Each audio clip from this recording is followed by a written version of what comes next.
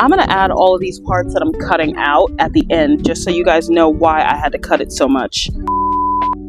Hello everybody, it's your girl Viva here, and we are currently at Oakgrove Cemetery. I am joined here on my spooky book club by George and Virginia, and we are going to be reading a very lovely yet spooky story for the very first episode of Grave Stories with Viva. Once again, this is going to be a regular series. I'm going to upload videos every Wednesday of me sitting in a graveyard, random spots, with some of the people that have passed on and read them a story. It is a little bit warm, so I do apologize for the sweat. I feel disgusting, but I'm still doing this. Obviously, I'm still out here. I do also have a tablet over here. It does have a microphone that is right next to it, and it is currently running on GhostTube. That way, if there are any spirits that are around that want to chime in on the story that I'm reading, then they are more than welcome to. Since this microphone is also attached to this video here, they will be able to, you'll be able to also hear what they have to say. I have my trusty Stay Spooky water here. So let me get a drink before, there was a bug. There was a bug and I lost a ring. Oh my gosh. I should have worn my Avon Skin So Soft to keep the damn mosquitoes away. I'm not even kidding. I'm gonna get ate up out here, but it's okay. As you can hear, buried. It said buried. Today's story is going to be from a book called Don't Go to Sleep. It has 48 very scary stories to tell in the dark. It is written by Harlan Grimshaw, and I am going to be reading a story called The Haunted Mirror. So, once again, if there are any spirits near or far that can hear me, that want to come along, sit down, and listen to a story, I am here. Also, keep in mind, I am a very shy reader, even by myself.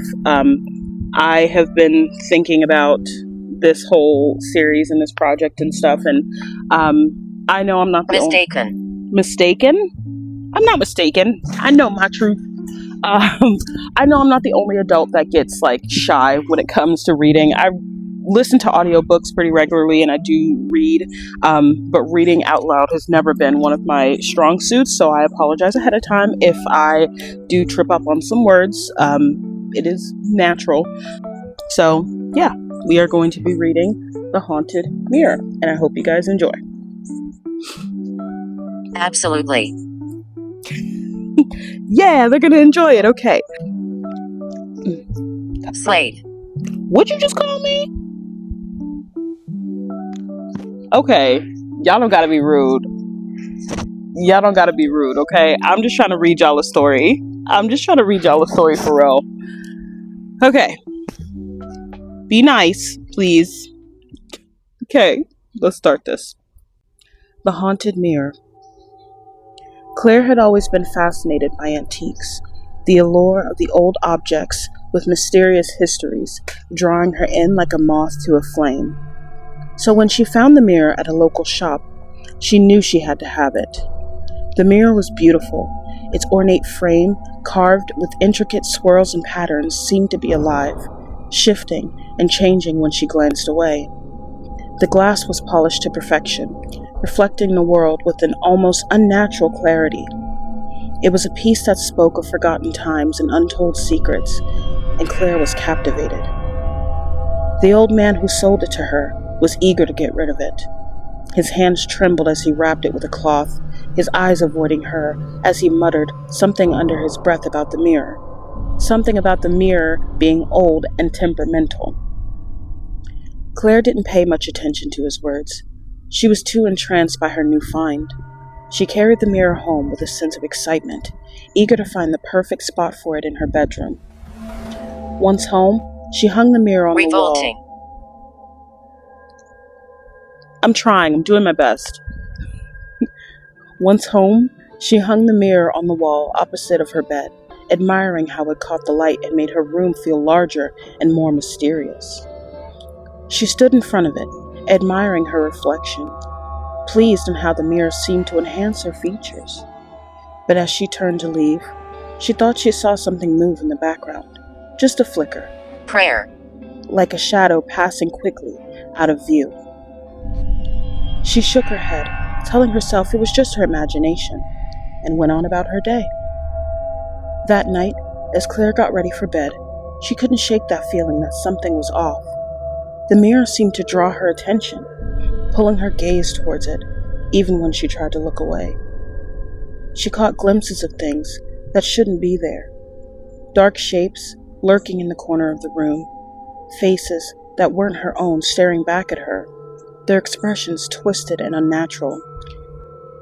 She tried to dismiss it as fatigue, but the unease lingered, making it difficult to fall asleep. Over the next few days, the strange occurrences only grew worse. The mirror's reflection became more distorted, unsettling. Claire began to see her deepest fears play out in the glass, visions of being lost in the dark, endless voids, of faceless figures reaching out, dragging her down into the shadows. The mirror seemed to taunt her, showing her things she'd never wanted to see, things that left her feeling cold and hollow. Then came the night when everything changed. Claire was brushing her hair in front of the mirror, trying to ignore the prickling sensation of being watched, when she noticed something strange. Her reflection wasn't moving in sync with her. She raised her hand to touch her face, but the reflection did not mimic that action. Instead, it stood there, still as a statue, staring back at her with a smile that sent chills down her spine. The smile was wrong, too wide, too knowing. It was a smile that didn't belong to her face. And then, the reflection began to move on its own, slowly, deliberately, raising its hands to press against the glass. Claire's heart pounded. Negative. I know, this is a very negative story. It's obvious. It is very obvious. Claire's heart pounded in her chest as the room grew cold. The temperature dropped so rapidly that her breath misted in the air. The mirror started to glow with an eerie, sickly light, casting long, unnatural shadows across the room. A whisper filled the air, soft at first but growing louder, more insistent. It was coming from the mirror, from the twisted reflection that now seemed more real than she did. The voice was cold and malevolent, telling her that it wanted her soul, that it had been waiting for someone like her, someone who could be trapped, someone who could take its place. Claire tried to look away, but she couldn't. The mirror held her, its pull irresistible. She felt herself being drawn closer, her body moving against her will, the reflection's hands pushing against the glass, and to her horror, it began to break through the surface of the mirror, rippling like water. The hand reached out, its fingers cold, solid as they wrapped around her wrists, pulling her towards the glass. She struggled, but the force was too strong. With a final, desperate scream, Claire was yanked into the mirror, her body passing through the glass as if it were a doorway. On the other side, she found herself in a twisted, nightmarish version of her bedroom. The walls were dark, warped, and the air thick with a suffocating sense of dread. Everything was wrong, distorted, as if she were seeing the world through a funhouse mirror. And there, standing on the other side of the glass, was her reflection. Only it wasn't her anymore. It was the ghost of that malevolent spirit that had been trapped in this mirror for centuries, now free to walk in the real world wearing her face. It turned and smiled at her one last time, a grin full of malice and triumph. Before it stepped out of the room, leaving Claire trapped inside the mirror, pounding on the glass with no one to hear her screams. The next morning, Claire's family noticed a change in her. She was quieter, her movements a little too precise, her smile a little too wide. They dismissed it all as fatigue or stress, never suspecting that the girl that they saw was not their daughter, but a spirit that had taken her place.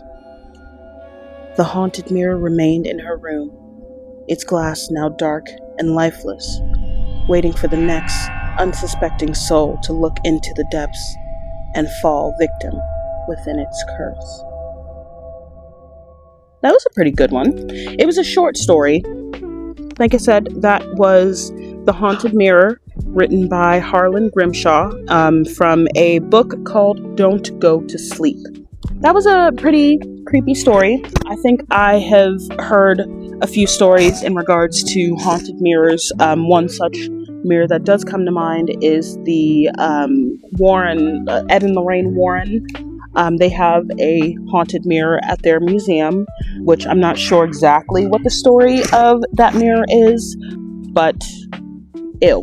Yeah, not a big fan of haunted mirrors. I wouldn't say that I'm vain at all, but I do like to, look at my face, any blemish that I might have, or, do my regular face routine. I did like that story. It does sound like we had a few critics over here. I don't know if it was George or Virginia or one of the various spirits here in the cemetery, but that was just the beginning of my Grave Stories series here. Like I said, I wanted to make sure that it was something that was short, sweet, to the point, just to kind of get a feel of how I was going to tell these stories. I feel like I am a very good storyteller. I think I have the voice for it, but I don't know. But it's just nice to kind of just sit in here in the peace and quiet. Well, not quite peace and quiet anymore. Despite being attacked by bugs. I think it was a very nice and peaceful day to be able to come here and read a story to everyone. So I hope you all enjoy this series. Like I said, this is the very first episode of many, and I do plan on just getting better and better as time goes on. But I do appreciate you all tuning in, checking out this first episode. I appreciate you. Once again, if you do have any story suggestions, please make sure you leave a comment down below. Make sure that you like this video or dislike it. I'm perfectly fine with criticism. Make sure you leave that comment. Make sure you leave a like or dislike. Make sure you subscribe. And also, I will leave my social medias listed down in the description as well. I'll also leave a link to the book. I think the book you can purchase it on Amazon or on your Kindle or something. So I'll be sure to leave that down below as well. If you have any book suggestions, just let me know. Let me know if you like this sort of format. I am probably going to change it as we go on. I only have one camera currently, so this is all I got. Oh God. Okay, I'm done. I gotta go. Okay, happy haunting. Bye. Mirrors don't sound great. Oh no, my microphone. Old and malevolent.